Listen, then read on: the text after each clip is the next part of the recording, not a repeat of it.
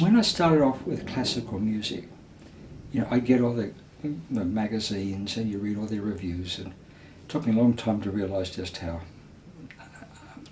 unimportant and very often how misleading they were. And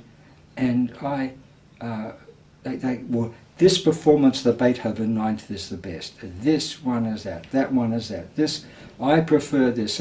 There's always this sort of judgment. And I thought to myself, look, if these conductors are good enough to have an orchestra and good enough to be recorded, then obviously whatever they have to say is worth listening to.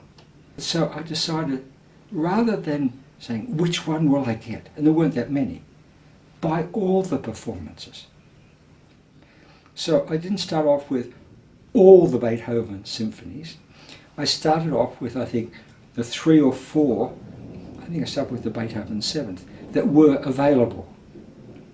And there was a Toscanini and a Van Kempen, I think, and a this and that, whatever. And others came out, of course. And I'd study them because I said, I felt like in their differences, I'm going to find Beethoven. They're all going to, in their own way, they're all going to be giving me what they think is Beethoven. And none of it will be Beethoven because they're not Beethoven. But I can get this here, get this. And I always found there were test passages. You could go straight to that passage, and say, that's how this one does that passage. That's how that one does that passage. And you see some of them obviously had more excitement, more whatever word you want, than others. But I learned through the differences, rather than just playing the work over and the same performance over and over, to play different performances. You say, now I'm really getting it. It's the same thing with the Iliad, for example, or even with Shakespeare. I read the Iliad, go to different passages, and you see it differently. You understand it differently. This translator versus that translator, or with Shakespeare, the commentaries by this person versus the commentaries by that person. And that's how you sort of get a more rounded idea. I still do that all the time.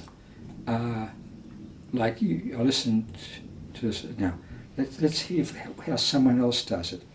And it's through the different. How I like to put it is through the differences you start to get to the real Beethoven, and also the bits that they do which are all agreed on, as it were, that's also Beethoven. But more so, it's the differences.